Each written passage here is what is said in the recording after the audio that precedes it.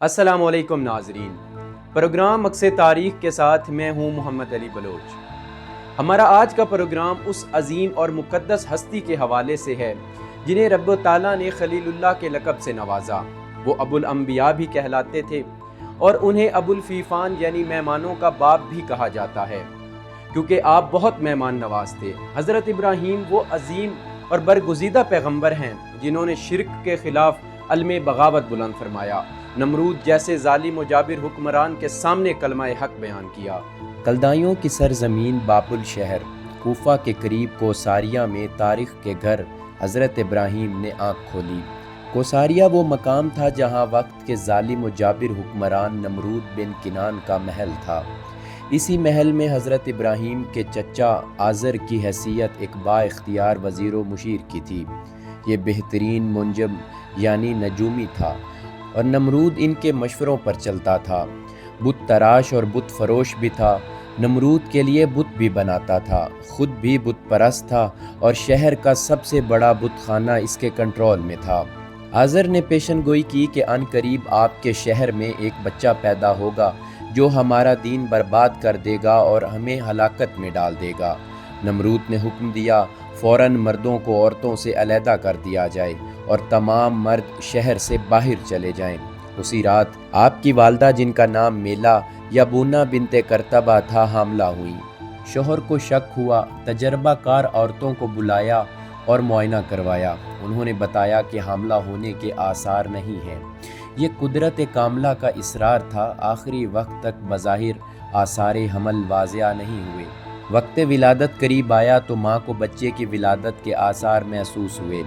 اس زمانے میں ان کی یہ ریت تھی کہ ایام حیض میں خواتین شوہروں سے دوری اختیار کر لیتی تھیں۔ آپ کی والدہ نے حیض کا عذر پیش کر کے شوہر سے دوری اختیار کی اور شہر کے قریب ایک غار میں چلی گئیں جہاں حضرت ابراہیم متولد ہوئے۔ آپ نے بچے کو کپڑے میں لپیٹا اور نمرود کے خوف سے کہ کہیں وہ انہیں قتل نہ کر دے بچے کو غار میں چھوڑ کر گھر چلی گئیں۔ آپ کی پیدائش ماہ ذی الحجہ کی پہلی تاریخ کو ہوئی۔ خدائے لم یزل نے اپنے خلیل کو زندہ رکھنا تھا کیونکہ ان سے دعوت حق کا کام لینا تھا۔ رب نے اپنی قدرت کاملہ سے بچے کے انگوٹھے سے دودھ جاری فرما دیا۔ بچہ انگوٹھا چوس کے اپنی بھوک پیاس مٹاتا تھا۔ ماں چھپ چھپا کر کبھی کبھار آتی، بچے کو گود میں لیتی، پیار کرتی اور پھر چلی جاتی۔ بچے کی نشو نما حیرت انگیز تھی، بہت تیزی سے پروان چڑھ رہا تھا۔ آپ غار کے اندر 13 یا 15 سال کے ہو گئے۔ قدرت نے حضرت ابراہیم کو کم سنی میں ہی توحید کے رازوں سے آگاہ فرما دیا۔ آپ کو ملکوت زمین و آسمان کی سیر کرائی، زمین و آسمان کے رازوں سے آشنا فرمایا، اتنی قوی نگاہ عطا فرمائی آپ زمین و آسمان کے اندر تک دیکھ لیتے تھے۔ ایک دن وہ غار سے نکلے اور شہر میں آ گئے۔ غروب آفتاب کا وقت تھا۔ آسمان پر ستارہ زہرہ چمک رہا تھا۔ اسے دیکھا اور فرمانے لگے یہ میرا رب ہے۔ پھر جب زہرہ غروب ہوا تو فرمایا غروب ہونے والا میرا پروردگار نہیں ہو سکتا۔ پھر چمکتے چاند کو دیکھا اور کہنے لگے یہ زیادہ روشن اور بڑا ہے، یہ میرا رب ہے۔ پھر اس کے زوال پذیری کو دیکھا تو فرمانے لگے میرا رب زوال پذیر نہیں ہو سکتا، وہ تو کامل ہے، یہ تو گھٹتا بڑھتا ہے۔ پھر چمکتا دمکتا سورج دیکھا اور فرمایا ہاں یہ میرا رب ہے، یہ بہت بڑا اور بہت روشن ہے۔ پھر وہ بھی غروب ہو گیا تو آپ نے فرمایا میں اسے بھی مسترد کرتا ہوں۔ قوم سے کہنے لگے جسے تم خدا کا شریک ٹھہراتے ہو میں ان سے بیزار ہوں، میں اسے رب مانتا ہوں جس نے نور سے زمین و آسمان یہ چاند ستارے خلق فرمائے ہیں۔ حضرت ابراہیم علیہ السلام نے چاند ستاروں اور سورج کو رب کہنا اور پھر دلیل کے ساتھ ان کی ربوبیت سے انکار کر دینا دراصل انتہائی لطیف انداز میں تبلیغ تھی۔ انہوں نے اپنی دعوت حق کو انتہائی حکیمانہ انداز میں لوگوں کے سامنے پیش کیا۔ بظاہر ان کے نظریات و عقائد کو ایک دم باطل بھی قرار نہیں دیا اور مانا بھی نہیں، بڑی قوی دلیل کے ساتھ اپنے رب حقیقی کی طرف متوجہ کروانے کی کوشش و صحیح کرتے رہے۔ نمرودی معاشرہ 3 اقسام کے شرک میں مبتلا تھا۔ نمبر 1 بت پرستی، نمبر 2 ستارہ پرستی۔ وہ 7 ستاروں کی پرستش کرتے تھے۔ بابل شہر کے 7 دروازوں پر ان 7 کے ہیکل نصب تھے۔ جن کے زیر سایہ یہ قربانی دیتے اور سالانہ تہوار مناتے تھے۔ نمبر 3، انسان پرستی۔ نمرود خود کو خدا کہلاتا تھا اور یہ سب اس کے پجاری تھے۔ نمرود بہت ظالم و ستمگر بادشاہ تھا۔ اس نے 400 سال حکومت کی۔ اس کی حکومت پوری عالم پر پھیلی ہوئی تھی۔ روایات میں آیا ہے کہ پوری دنیا پر 4 لوگوں نے حکومت قائم کی، جن میں 2 مسلمان اور 2 کافر تھے۔ مسلمانوں میں حضرت سلیمان اور حضرت ذوالقرنین، اور کافروں میں بخت نصر اور نمرود شامل تھا۔ پوری قوم غیر اللہ کی پجاری تھی اور آپ توحید کے پرچارک تھے۔ آپ عقلی دلائل سے لوگوں کو سمجھانے کی کوشش کرتے تھے، مگر قوم سمجھنے پر تیار نہ تھی۔ آزر بت بناتا، بیٹوں کو بیچنے کے لیے بھیجتا۔ حضرت ابراہیم بت کی گردن میں رسی ڈال کر گلیوں میں گھسیٹتے اور فرماتے، جو خود کو نہیں بچا سکتے وہ کسی اور کو فائدہ یا نقصان کیا پہنچا سکتے ہیں۔ آزر کے دوسرے بیٹے باپ کو آ کر بتاتے کہ ابراہیم بتوں کی توہین کرتا ہے۔ وہ حضرت ابراہیم کو ایسا کرنے سے منع کرتا، مگر آپ پھر بھی باز نہ آتے۔ ان کے سالانہ تہوار کا دن تھا۔ پوری قوم تہوار منانے جا چکی تھی۔ آپ نہیں گئے۔ موقع کو غنیمت جانا، اپنا تیشہ یا ہتھوڑا اٹھایا اور تمام بتوں کو پاش پاش کر دیا، سوائے بڑے بت کے۔ تمام چھوٹے بڑے بت توڑ کر ہتھوڑا بڑے بت کے ہاتھ میں تھمایا اور بت کدے سے باہر آ گئے۔ لوگ تہوار سے واپس پلٹے، اپنے معبودوں کا حال دیکھا اور تڑپ اٹھے۔ مجرم کی تلاش شروع ہوئی تو اکثر لوگوں کا کہنا تھا، یہ کام آزر کے جوان سال بیٹے ابراہیم کے علاوہ اور کوئی نہیں کر سکتا۔ وہ بتوں کی توہین کرتا ہے اور انہیں برا بھلا کہتا ہے۔ وہ کہتا ہے، میں ایسی چال چلوں گا کہ تم دنگ رہ جاؤ گے۔ چنانچہ حضرت ابراہیم کو گرفتار کر کے لایا گیا، نمرود کے سامنے پیش کیا۔ نمرود نے پوچھا، یہ کام تم نے کیا ہے؟ آپ نے فرمایا، میں یہ کام کیوں کروں گا؟ یہ اس بڑے بت کا کام ہے۔ اس سے پوچھو، اگر بول سکتا ہے تو بتائے کہ اس نے یہ کیوں کیا۔ دراصل حضرت ابراہیم کا بڑے بت پر توڑ پھوڑ کا الزام یہ منطق واضح کرنے کے لیے تھا کہ یہ بے بس تمہارے ہاتھوں کے تراشے ہوئے بت نہ بول سکتے ہیں نہ کچھ کر سکتے ہیں۔ یہ عاجز و معذور ہیں، ان کی پرستش چھوڑو اور خالق حقیقی کی عبادت کرو جو قادر مطلق ہے، جو خالق کائنات ہے۔ نمرود نے آزر کو مخاطب کر کے کہا، تم نے میرے ساتھ بے وفائی کی ہے۔ تم نے اس بچے کی ولادت کو مجھ سے پوشیدہ رکھا۔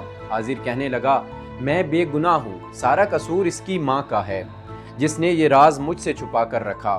اس کی ماں کو بلایا گیا اور پوچھا گیا، تم نے یہ حرکت کیوں کی ہے؟ وہ کہنے لگی، بادشاہ سلامت، اگر یہ وہی بچہ ہے جس کے بارے میں آزر نے پیشن گوئی کی تھی تو آپ اس کو مار دیجئے، دوسروں کے بچے ذبح نہ کرو۔ اپنے معبودوں کو خوش کرنے اور ان کا بدلہ لینے کے لیے طے ہوا کہ ابراہیم کو آگ میں جلا دیا جائے۔ گڑھا کھودا گیا اور اس میں لکڑیاں اکٹھی کرنا شروع کر دی گئیں۔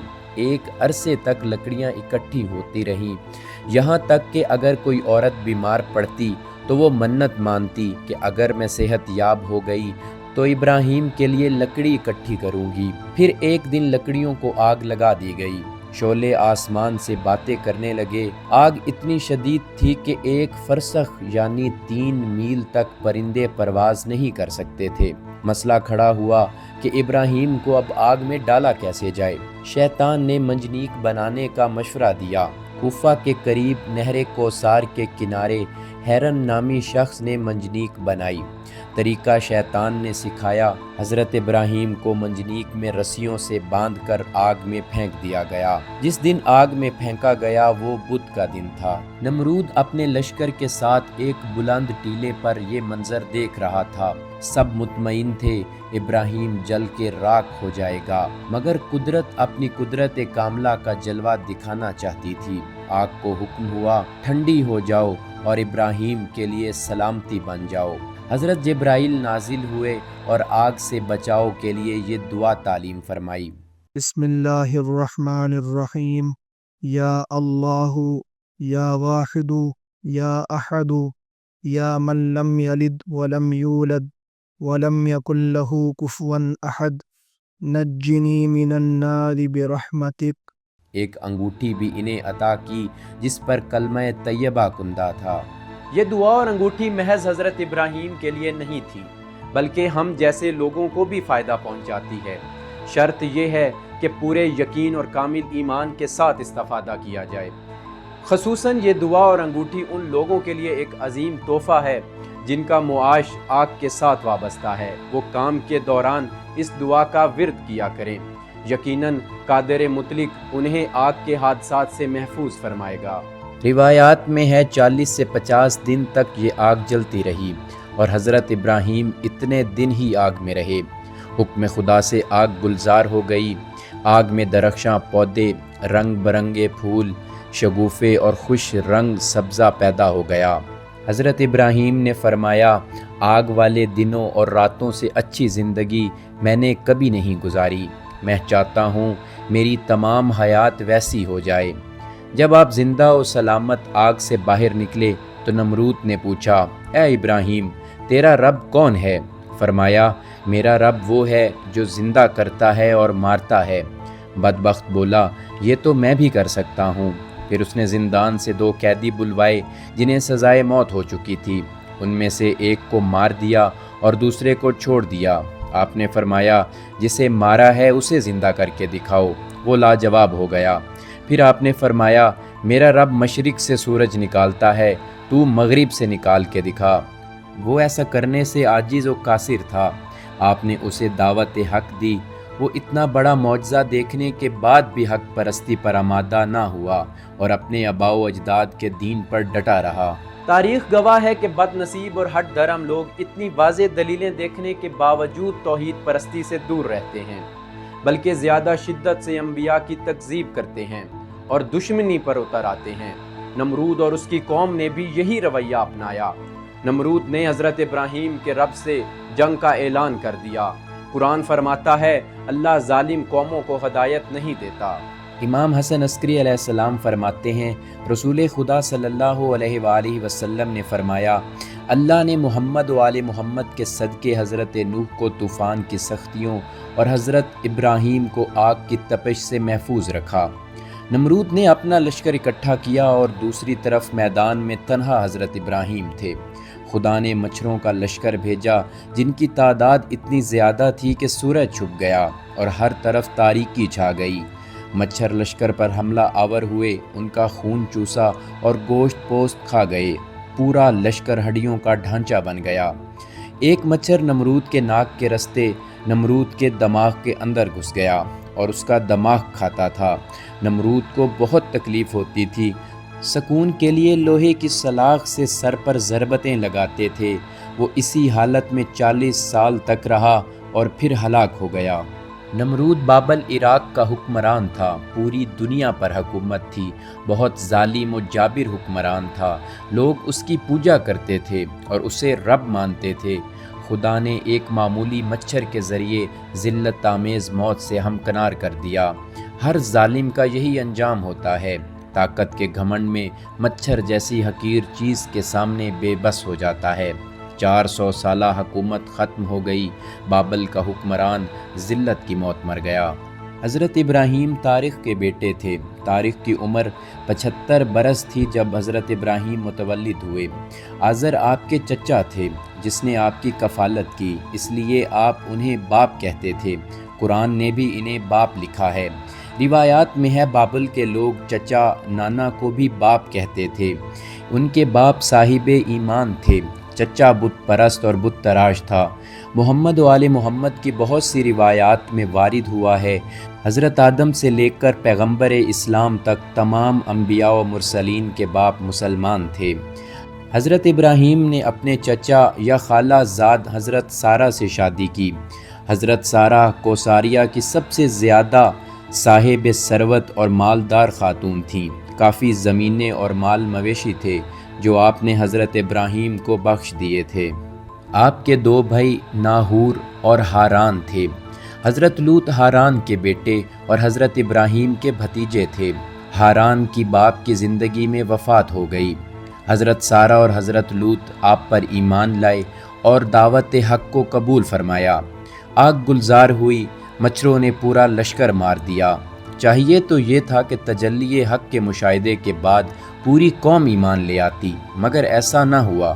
قومیں جب باطل پرست، بت پرست یا شخصیت پرست ہو جائیں تو معجزے دیکھ کر بھی حق کی جانب نہیں آتی۔ فیصلہ ہوا ابراہیم سے تمام مال و متاع چھین کر شہر سے نکال دیا جائے۔ جب تبلیغ حق کی راہیں مسدود کر دی جائیں تو ہجرت لازم ہو جاتی ہے، لہٰذا آپ نے ملک شام کی طرف ہجرت کرنے کا فیصلہ کیا۔ یہ ہجرت فقط 3 افراد پر مشتمل تھی، حضرت ابراہیم، ان کی زوجہ سارہ اور حضرت لوط علیہ السلام۔ یہ تاریخ اسلام کے پہلے مہاجر تھے۔ رسول خدا صلی اللہ علیہ وآلہ وسلم نے فرمایا، اسلام کا آغاز ہی غربت اور بے وطنی سے ہوا۔ باب العراق کو خیر آباد کہا، مختلف علاقوں شام، مصر اور اردن سے ہوتے ہوئے فلسطین میں سکونت پذیر ہو گئے۔ حضرت لوط کو تبلیغ حق کے لیے اردن بھیج دیا۔ انہیں اردن کی نہایت ہی بد اعمال قوم سے واسطہ پڑا۔ وہ بہت سرکش اور شرمناک کاموں میں مشغول تھے، ان پر تبلیغ کا کوئی اثر نہ ہوا۔ حضرت ابراہیم فلسطین میں ایک عرصہ تک قیام پذیر رہے۔ دونوں میاں بیوی کی عمریں زیادہ ہو گئی تھیں، مگر اولاد نہ تھی۔ حضرت ہاجرہ ان کے گھر میں ملازمہ تھیں، انتہائی سمجھدار، پاک باز اور نیک خاتون تھیں۔ دوران ہجرت ملک ارارا کے قبطی حکمران نے حضرت سارہ کی خدمت کے لیے حضرت ہاجرہ کو عطیہ کیا۔ آپ بہت حسین و جمیل، عاقل و دانا کنیز تھیں۔ حضرت سارہ کے مشورے سے حضرت ابراہیم نے حضرت ہاجرہ سے نکاح کیا، جن سے حضرت اسماعیل متولد ہوئے۔ وہ حضرت ابراہیم کی نگاہ التفات کا مرکز بن گئیں۔ حضرت سارہ کو یہ گوارا نہ تھا۔ حضرت ابراہیم سے کہا، ہاجرہ اور اس کے بیٹے کو مجھ سے دور کر دو۔ پیغمبر خدا اس صورتحال سے پریشان تھے۔ وحی خدا ہوئی، ہاجرہ اور اسماعیل کو سارہ سے دور کر دو، انہیں مکہ میں میرے حرم میں لے جاؤ، جو جائے امن ہے۔ جو اس میں داخل ہوگا بے خوف رہے گا۔ یہ زمین کا وہ قطع ہے جو میں نے سب سے پہلے خلق فرمایا۔ آپ حضرت ہاجرہ اور شیر خوار بچے حضرت اسماعیل کو ملک شام سے لے کر مکہ تشریف لائے، جہاں نہ پانی تھا، نہ سبزہ، نہ سایہ دار درخت۔ لک و دک صحرا میں بیوی اور بچے کو خدا کے سہارے چھوڑا اور واپس ملک شام و فلسطین چلے گئے۔ اس بے آب و گیا میدان میں بے زبان شیر خوار بچے پر پیاس کا غلبہ ہوا۔ بے بس اور بے چین ماں نے صفا و مروہ کے درمیان پانی کی تلاش میں 7 چکر لگائے۔ نبی کی ماں کا یہ عمل خدا کو اتنا پسند آیا کہ صفا و مروہ کی سعی کو حج کا لازمی رکن قرار دے دیا۔ معصوم پیاسے نبی نے زمین پر ایڑیاں رگڑیں اور چاہے زمزم جاری ہو گیا۔ چشمے سے پانی پینے کے لیے پرندے آنا شروع ہوئے۔ ان طیور کی رہنمائی میں اس ویرانے سے لوگوں کا گزر ہوا۔ سب سے پہلے قبیلہ جرہم کے لوگ یہاں رکے اور ایک چھوٹی سی بستی تعمیر ہو گئی۔ یہ بستی شہر بنی اور شہر مکہ عالم اسلام کا مرکز بنا۔ حضرت ابراہیم کی آزمائشیں اور قربانیاں اپنا ثانی نہیں رکھتیں۔ ذات کی قربانی آتش نمرود میں کودنا تھا، پھر جواں بیٹے کی قربانی رب تعالیٰ نے طلب فرمائی۔ 3 راتیں مسلسل بیٹے کو قربان کرنے کا خواب دیکھا، اسے اشارہ اور حکم خدا سمجھا، تعمیل حکم پر آمادہ ہو گئے۔ بیٹے کو خواب سنایا اور اپنے ارادے سے آگاہ فرمایا۔ وہ اس قربانی کے لیے بیٹے کی آمادگی چاہتے تھے، کیونکہ قربانی کے لیے آمادگی اولین شرط ہے۔ بغیر آمادگی و رغبت قربانی نہیں، بے بس موت ہوتی ہے۔ شب عاشور امام حسین علیہ السلام نے تمام اقربا اور ساتھیوں کو جمع کیا، فرمایا کل ہم سب شہید ہو جائیں گے، میں آپ سے بیعت اٹھا رہا ہوں، میں چراغ بجھا رہا ہوں، جو جانا چاہے وہ جا سکتا ہے۔ امام نہیں چاہتے تھے جو آمادہ نہیں وہ مارا جائے۔ انہوں نے کشتیاں جلا کے مرنے پر مجبور نہیں کیا، بلکہ چراغ بجھا کے جان بچانے کا موقع فراہم کیا۔ امتحان بہت کڑا تھا، مگر باپ بیٹا کمال حوصلے اور دل و جان سے اس پر عمل پیرا ہونے پر آمادہ ہو گئے۔ حضرت ابراہیم جناب اسماعیل کو میدان منا میں لائے، پتھروں پر لٹایا، گلے پر خنجر رکھا۔ آسمان سے ندا آئی، اے ابراہیم تم نے اپنا خواب سچ کر دکھایا۔ حکم خدا کی تعمیل ہو گئی، قربانی پر آمادگی ثابت ہو گئی۔ خداوند کریم کو اپنے نبی کی یہ ادا اتنی پسند آئی کہ اسے بھی حج کا رکن بنا دیا۔ پھر باپ بیٹے کو تعمیر کعبہ کا حکم ہوا۔ آپ نے تعمیر کعبہ فرمائی جو عالم اسلام کا مرکز و قبلہ ہے۔ حضرت ابراہیم پر 20 صحیفے نازل ہوئے۔ پہلا صحیفہ رمضان کی پہلی شب میں نازل ہوا۔ آپ نے حضرت ذوالقرنین سے مصافحہ کیا۔ حضرت ابراہیم نے نجف اشرف کے قریب انقیاء میں 175 سال کی عمر میں وفات پائی۔ رب تعالیٰ نے حضرت ابراہیم اور حضرت سارہ کو آخری عمر میں بیٹا عطا فرمایا جن کا نام حضرت اسحاق تھا، جن کے بیٹے حضرت یعقوب کا لقب اسرائیل تھا۔ بنی اسرائیل انہی کی نسل میں سے ہیں۔ حجاز میں مقیم عرب حضرت اسماعیل کی اولاد ہیں۔ رسول خدا صلی اللہ علیہ وآلہ وسلم کا تعلق بھی نسل اسماعیل سے ہے۔ طوالت کے پیش نظر ہم نے یہاں کچھ واقعات بیان نہیں کیے۔ امید ہے آپ کو ہماری یہ کاوش پسند آئی ہوگی۔ اکس ٹی وی کو سبسکرائب کرنا مت بھولیے گا۔ اللہ حافظ۔